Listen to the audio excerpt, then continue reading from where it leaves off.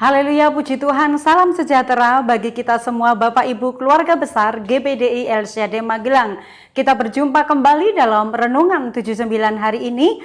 Mari sebelum kita menyimak firman Tuhan, kita akan ucapkan revival itu untuk bersama-sama kita menyampaikan dan mengungkapkan dengan iman kepada Tuhan. Salam revival! Berubah, berkarya, menjadi berkat. Haleluya. Mari Bapak Ibu kita akan sama-sama merenungkan firman Tuhan dalam pembacaan kita hari ini Amsal 12 ayat 15. Demikianlah bunyi firman Tuhan. Jalan orang bodoh lurus dalam anggapannya sendiri, tetapi siapa mendengarkan nasihat, ia bijak. Saya mau memberikan tema firman Tuhan hari ini adalah merasa benar.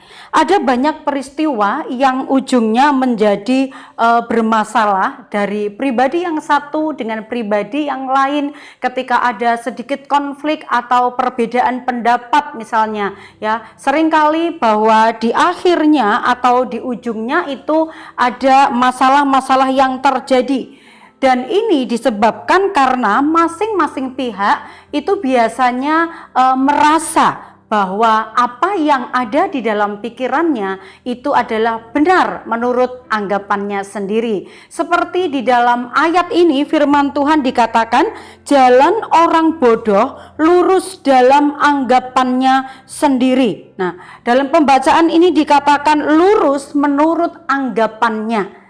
Jadi dia merasa benar, merasa tidak bersalah seperti apa yang ada di dalam pikirannya. Dalam terjemahan yang lain, bahasa Indonesia masa kini, di sini ayat ini berkata, orang dungu merasa dirinya tak pernah salah, tetapi orang bijaksana suka mendengarkan nasihat. Merasa artinya adalah tanggapan hati terhadap sesuatu, atau juga pendapat atau pertimbangan mengenai baik atau buruk, salah atau benar. Bapak Ibu yang dikasih oleh Tuhan, kalau kita mengukur sebuah masalah berdasarkan apa yang kita pikirkan atau apa yang kita rasakan, maka sikap yang keluar dari pikiran, dari hati kita itu adalah merasa benar ya. Dengan merasa diri benar ini, maka seringkali seseorang itu menganggap hanya dirinya yang benar dan orang lain selalu salah. Karena dia merasa benar menurut pandangannya sendiri, kata pembacaan firman Tuhan kita hari ini. Dalam Lukas pasal 6 ayat yang ke-41 dikatakan, mengapakah engkau melihat selumbar di dalam mata saudaramu, sedangkan balok di dalam matamu sendiri tidak engkau ketahui? Ini adalah nasihat daripada Tuhan Yesus. Bagaimanakah ketika orang itu menghakimi orang lain menurut pemikirannya, ketika dia merasa orang lain bersalah, maka seperti sebuah gambaran dalam Lukas 6 ayat yang ke-41 ini dikatakan seperti orang yang melihat selumbar di dalam mata saudaranya, tetapi dikatakan balok di dalam matanya sendiri tidak ia sadari, tidak ia ketahui ya. Balok ini adalah lebih besar dibandingkan selumbar ya. Ini sama dengan merupakan gambaran orang yang sebenarnya ada kesalahan yang lebih besar yang dia lakukan, tetapi dia lebih menilai kesalahan orang lain yang sifatnya mungkin terlihat kecil atau sepele. Itu sebabnya Yesus menasehatkan janganlah kita melihat selumbar apa yang ada di mata saudaramu, sementara balok di dalam matamu sendiri tidak engkau ketahui. Bapak Ibu, kita seringkali punya yang namanya kesalahan, karena memang kita manusia tidak pernah lepas dari salah. Semua orang pasti pernah melakukan kesalahan dalam kelemahannya, dan demikian juga orang juga pernah melakukan hal-hal yang baik, hal-hal yang benar. Tidak semuanya yang kita lakukan salah, demikian juga tidak selalu benar apa yang kita lakukan. Ciri orang yang merasa benar itu adalah dia sulit atau tidak mau menerima masukan dari orang lain. Orang yang merasa benar tidak mau menerima nasihat dari siapapun karena dia menganggap apa yang ada di dalam pikirannya itulah yang paling benar. Amsal 19 ayat yang ke-20 ini adalah merupakan nasihat juga bagi kita Bapak Ibu. Dikatakan di sana, dengarkanlah nasihat dan terimalah didikan supaya engkau menjadi bijak di masa depan. Mungkin ini terlihat sulit ya, sepertinya sederhana, tetapi seringkali terabaikan. Seringkali kita menganggap bahwa apa yang ada di dalam pikiran kita itulah yang bisa membawa kita kepada hal-hal yang baik, hal-hal yang benar. Tetapi dikatakan firman Tuhan itu menurut anggapannya sendiri. Ya, tetapi nasihat firman Tuhan, banyak-banyaklah menerima nasihat. Kalau kita ingin mendapatkan sebuah kehidupan untuk lebih bijak di masa depan, dikatakan firman Tuhan, banyak-banyaklah terima nasihat, banyak-banyaklah terima masukan, sehingga kita lebih bijaksana, kita lebih baik di dalam pengambilan keputusan-keputusan, karena nasihat itu tentunya jikalau itu adalah merupakan hal yang baik atau mendatangkan kebaikan, itu akan menjadikan kita menjadi orang-orang yang lebih bijaksana di masa yang akan datang.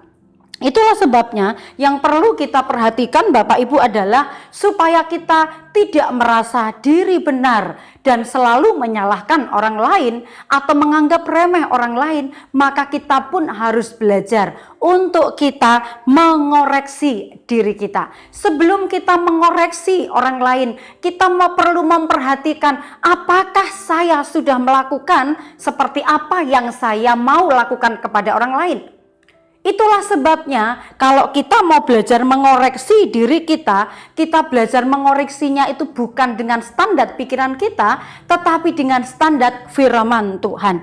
Tujuannya apa? Tujuannya adalah supaya kita dapat menyadari bahwa tidak ada orang yang selamanya itu selalu benar. Tetapi juga sebaliknya, tidak selamanya bahwa orang itu akan melakukan kesalahan. Dengan kita belajar mengoreksi diri kita atau mengintrospeksi diri kita, maka kita juga belajar bisa menerima kelemahan orang lain. Kita juga belajar menyadari bahwa saya pun tidak selamanya melakukan hal-hal yang benar. Saya pun juga pasti pernah melakukan yang namanya kesalahan, karena saya juga punya kelemahan. Puji Tuhan. Yang kedua yang saya catat adalah kita membuka hati terhadap setiap teguran-teguran dari firman Tuhan, ya. Perlu kerendahan hati Bapak Ibu ketika kita mungkin tahu mendengarkan firman Tuhan yang disampaikan atau yang pernah kita baca atau yang pernah kita dengar, maka perlu kita membuka hati kita. Membuka hati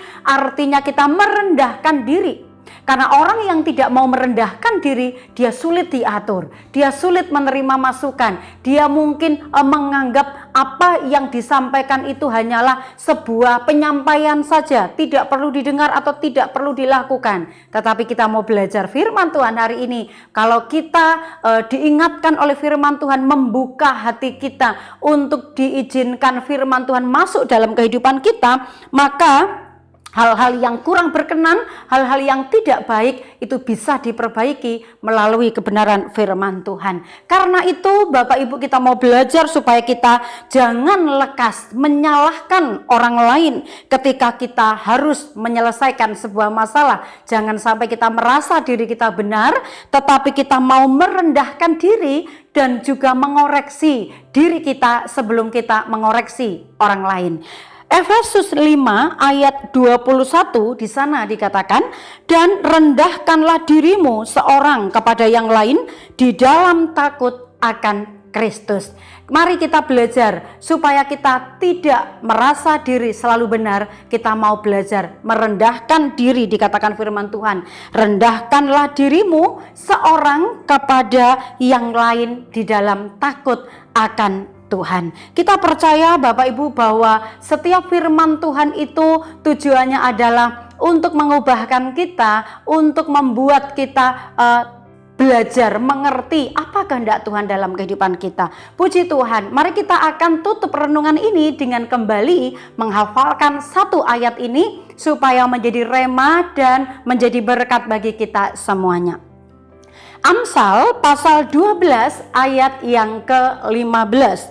Jalan orang bodoh lurus dalam anggapannya sendiri, tetapi siapa mendengarkan nasihat, ia bijak. Mari kita menjadi orang-orang yang bijak seperti kata firman Tuhan. Puji nama Tuhan, saya bersyukur atas setiap firman Tuhan ini boleh memberkati saya secara pribadi, dan saya percaya Bapak Ibu sekalian juga boleh diberkati. Bagi Bapak Ibu yang diberkati lewat kebenaran firman Tuhan, saya mengucapkan terima kasih karena kesetiaan Bapak Ibu Saudara. Bapak Ibu boleh terus mendengarkan Renungan 79 setiap harinya. Dan bagi Bapak Ibu yang ingin didoakan secara khusus, Bapak Ibu dapat menyalurkannya melalui chat WhatsApp 081374200088. Mari bertumbuh bersama, maju bersama, karena kita percaya revival itu terjadi ketika kita membuka hati, percaya dan berdoa, dan Tuhan akan mengerjakan yang terbaik dalam kehidupan kita. Mari kita tutup renungan kita hari ini dengan kita tundukkan kepala, berdoa mengucap syukur.